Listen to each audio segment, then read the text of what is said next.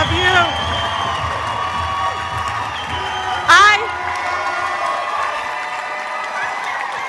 It was either Demi Falastini or welcome to Detroit. We'll end with welcome to Detroit, but thank you all so much.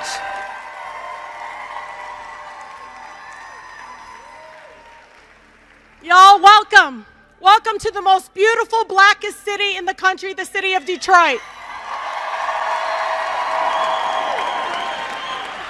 I don't know if I need to remind you all, but Detroit, we birth movements, not just labor movements. We birth movements on environmental justice, on women's rights, and so much more. So welcome, gain strength from this amazing, beautiful black city that raised me.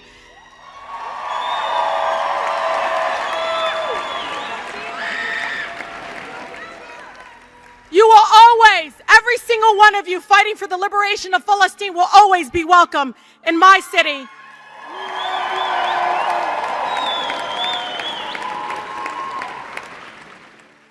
Detroit's known this for a long time, what the Palestinian people have been saying for a long, long time. The Nakba never ended. 1.7 Palestinians, nearly 3/4 of Gaza's population have been displaced. I don't even like saying it like that. Forcibly removed. They are using the weapon of starvation. They are literally allowing children to starve to death with our money. We know the atrocities being committed by the apartheid government of Israel are horrific and well documented. You know, I didn't have to wait for the Guardian investigation to tell us what they found, which is that Israeli snipers have been deliberately targeting children. Doctor after doctor has come to my office showing me images of 6, 7, 8-year-old children with bullet holes in their skulls. Many of them showing me images of literally white phosphorus burning the flesh of their children's skin off. Things they have never seen in their entire medical lives. They told me we've done medical missions all over the world. This is something you have never ever seen before. We all know and feel it. And I know I feel so much guilt. I think we all do. Their lives and the futures have been stolen. Many of them clinging to each other as they are being bombed in their beds, buried under rubble, still holding on to each other. All across Gaza, the medical system has been deliberately destroyed. That's a war crime. Well over 100 journalists have been murdered for reporting on the apartheid government, Israel's government's crimes against humanity. Again, targeting journalists, war crimes. In the past few weeks, myself and so many people on my team, we've been watching the multiple mass graves being uncovered, several locations where the Israeli government forces have been withdrawing from. Over 390 bodies have been discovered at Al-Nasser, Al-Shifa hospitals, including women and children, showing signs of torture, execution, and being buried alive. Just imagine. War crimes. President Biden, I hope you hear us loud and clear.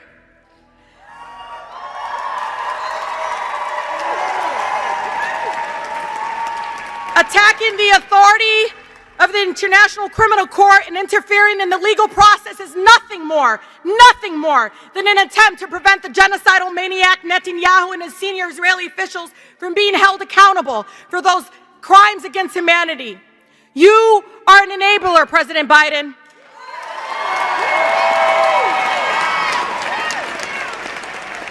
The International Court of Justice just ruled that the Israeli government must stop its invasion of Rafah. But President Biden says what's happening in Gaza is not a genocide. Where's your red line, President Biden?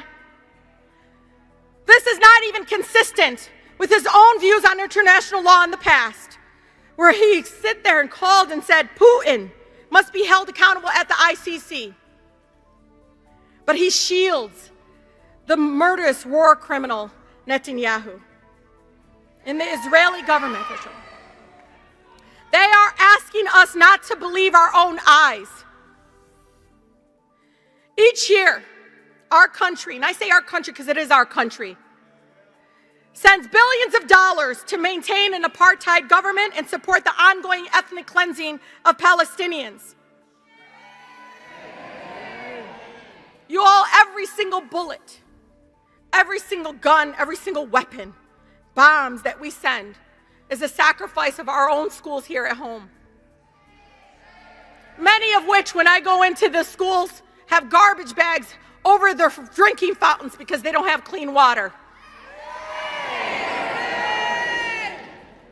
Every single bomb and bullet and weapons we send to genocide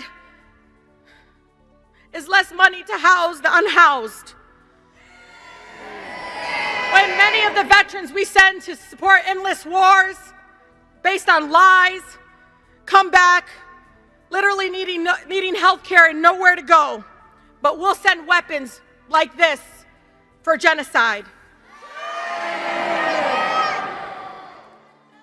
When I tell my colleagues we gotta fight for clean air and clean water, who's gonna pay for it? How about we stop supporting genocide and supporting endless wars?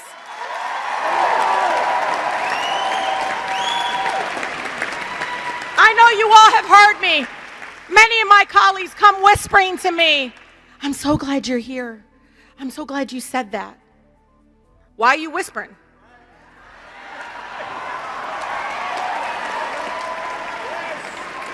Well, Rashida, you know, I don't support Netanyahu. Well, you just send him $14 billion. No conditions, nothing. When I watch my colleagues, one by one, voting yes to send $14 billion to the apartheid regime, those committing genocide, all I kept thinking about is that us, the United States, is the primary investor and funder of genocide. We're literally co-conspirators. It's shameful. It's shameful when I come back to my district and I hear my seniors tell me, "Rashida, when are we going to get an increase in Social Security?" And they turn around and turn that TV on and see that we send billions and billions of dollars to literally slaughter children, families, their fathers, their grandparents, their aunts. But wait. You know when my colleagues are outraged? They're outraged over the protest on college campuses in our country. They're more outraged than that, than the atrocities happening right now on the ground in Palestine, the war crimes. Y'all, there's no universities in Gaza. We all know this. We say it over and over again. And now, if they get their way, they're going to silence the universities here at home. It is appalling to witness the crackdown and violent repression of First Amendment protected speech and assembly on college campuses around the country. I just left Wayne State University's student encampment. My alma mater. That's the school that I graduated from. You know, students are putting their bodies on the line to demand an end to this genocide, to demand that their universities divest. And it did not start today. They've been talking about divestment for years. They're demanding their university divest from the same weapons and manufacturers that are sending the bombs to murder innocent children in Gaza and their families, to bomb literally hospital after hospital, targeting and killing journalists. But I want you all to think for a minute. Why are our universities invested in weapons in war in the first place? Why are these universities sending militarized police after their students to protect those investments in war? They are literally spraying them with chemicals for saying, "Save lives." It is disgraceful that the Biden administration and my colleagues in Congress continue to smear them for protesting to save lives, no matter faith or ethnicity. It is cowardly. But we're not going to forget in November, are we? I want you all to know, and I've said this before, it is hard being there. You know, it's hard being in Congress when you see them using racist tropes to describe those that are saying Palestinians deserve to live. Hateful, racist tropes about why we're standing up and saying enough. But I proudly hang the Palestinian flag in front of my congressional office.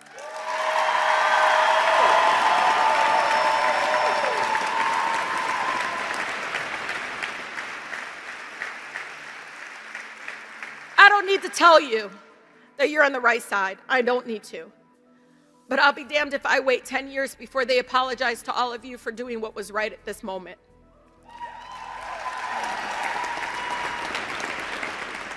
You know, mashallah, I am the eldest of 14 children. Say mashallah. And I can tell you, from when I was 12 years old, transiting from my mom, and when people said stupid things to her and I would go off on them, she'd say to me, Yamma lesh? Lesh انت الوحيدة بتسوي لي مشاكل. She'll say, Mom, why, dear? Why are you, out of all the kids, cause me trouble? Because you had to meet my grandparents. You had to. There's nothing like a Palestinian city. Nothing.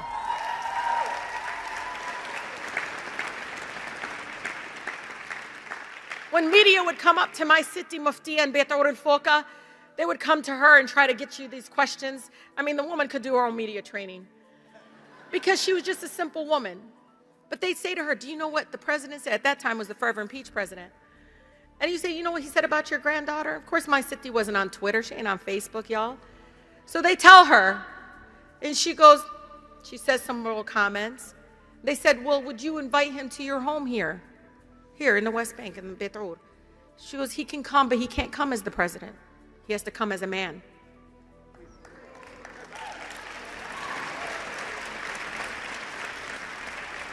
You know, my city died not a free woman. Allah yarhamha. The only crime she ever had was she was born Palestinian. My city.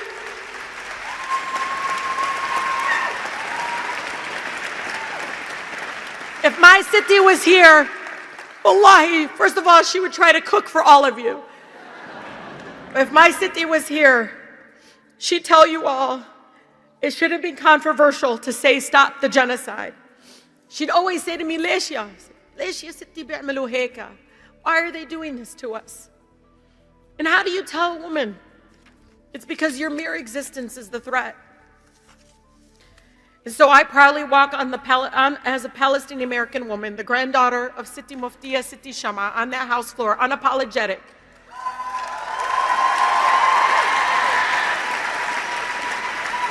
And sometimes it's hard. But being in space with all of you, it reminds me of what my beautiful, incredible black city reminded me, always, always. They remind me when I got censured, no one's allowed to tell you shut up but us, Rashida. They remind me that they can censure me, but they can't censure all of you. They reminded me that the President of the United States, nor did Congress wake up one day and say black folks should have the right to vote. They didn't. We had to demand it in our country. We had to march. We had to boycott. We had to do civil disobedience. We had to make sure that we moved our country to say, Civil Rights Act now. Black Lives Matter now. End the war now. We're gonna march and we're gonna move Congress and we're gonna move the White House because they have no other option. We're not going anywhere. Thank you so much. Thank you. Free, free Palestine.